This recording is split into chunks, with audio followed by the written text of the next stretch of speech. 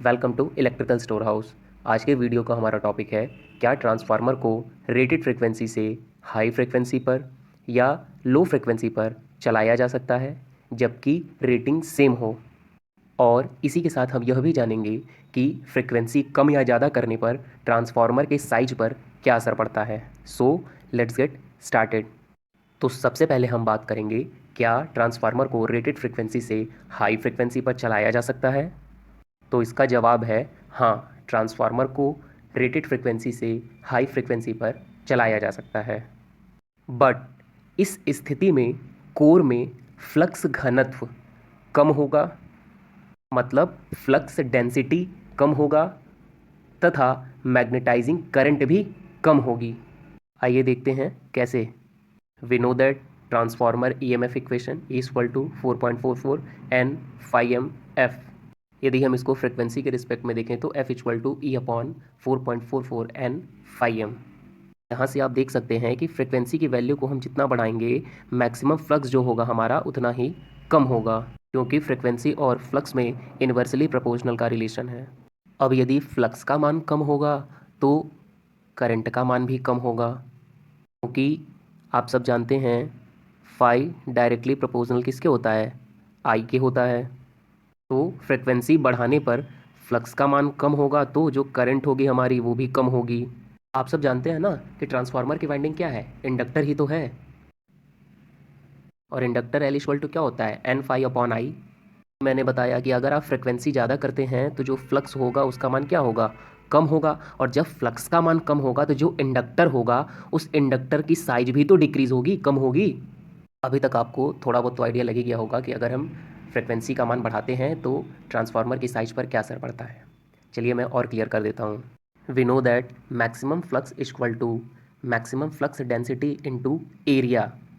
अब इस maximum flux की वैल्यू को हम जो ईएमएफ इक्वेशन वाला फार्मूले से हम लोगों ने frequency f equal to E upon 4.44 N phi m निकाला था, वहाँ से हम फाइम की जगह बी एम मतलब maximum flux density into area को पुट कर देते हैं। जैसा कि आप यहाँ पे देख सकते हैं, यहाँ पर फाइम था, फाइम की जगह हम लोगों ने बी एम इंटू ए कर दिया है। यहाँ आप देख सकते हैं कि जब हम फ्रिक्वेंसी की वैल्यू को बढ़ाते हैं तो जो एरिया होता है वो हमारा क्या होता है, कम होता है। और जो मैक्सिमम फ्लक्स डेंसिटी होगा मतलब बी एम, वो भी हमारा क्या होगा, कम होगा ना, क्योंकि ये दोनों एक दूसरे के मतलब फ्रिक्वेंसी से ये दोनों इन्वर्सली प्रोपोर्शनल में हैं। और हमने पहले ही बताया कि ट्रांसफार्मर को रेटेड फ्रिक्वेंसी से हाई फ्रिक्वेंसी पर चलाया जा सकता है, बट इस स्थिति में कोर में जो फ्लक्स घनत्व होगा, फ्लक्स डेंसिटी होगा, वो कम होगा।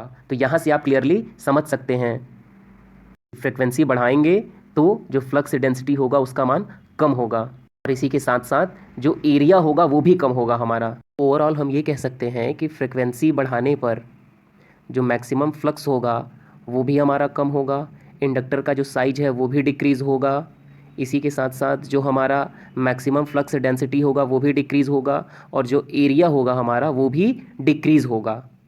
ठीक है, यहाँ से हमें ये क्लियर हो गया कि सेम रेटिंग के ट्रांसफार्मर की यदि हम फ्रिक्वेंसी को बढ़ाएं तो जो ट्रांसफार्मर का जो भार होगा वो भी कम होगा, और उसी के साथ साथ ट्रांसफार्मर का जो साइज होगा वो भी कम होगा। तो अब आपको समझ आ गया होगा कि फ्रिक्वेंसी जितना ज़्यादा बढ़ाएंगे हम, ट्रांसफार्मर का साइज उतना ही छोटा होगा।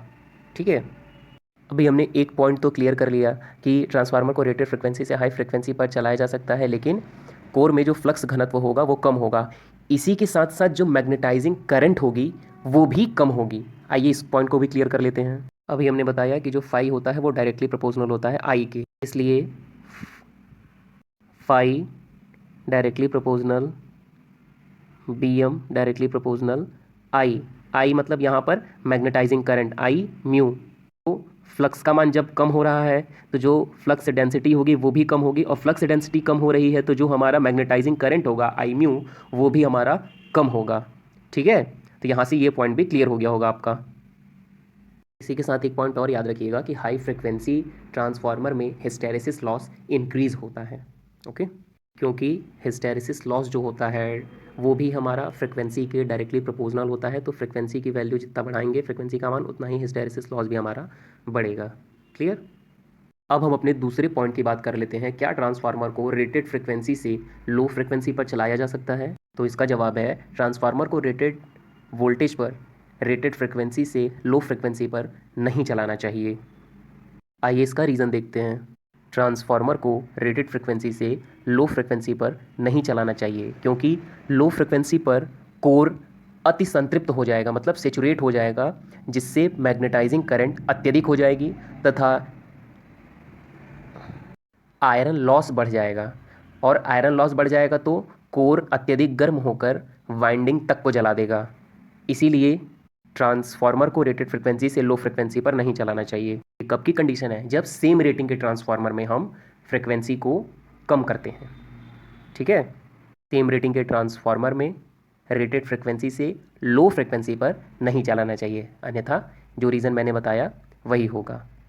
तो क्या हम रेटिंग चेंज करके लो फ्रिक्वेंसी पर चला सकते हैं? तो यस, चला सकते हैं।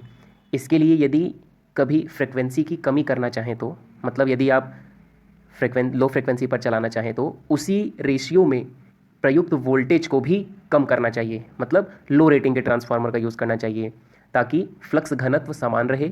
ऐसी स्थिति में आयरन लॉस समान होगा, लेकिन जो वोल्टेज कम होने पर ट्रांसफार्मर का जो आउटपुट वोल्टेज होगा वो भी कम हो जाएगा। यदि आप फ्रिक्वेंसी कम कर रहे हैं तो उसी रेशियो में वोल्टेज को भी कम करना पड़ेगा। ठीक है, और जब वोल्टेज कम कर देंगे तो जो फ्लक्स घनत्व होगा वो भी कम हो जाएगा, मतलब समान रहेगा।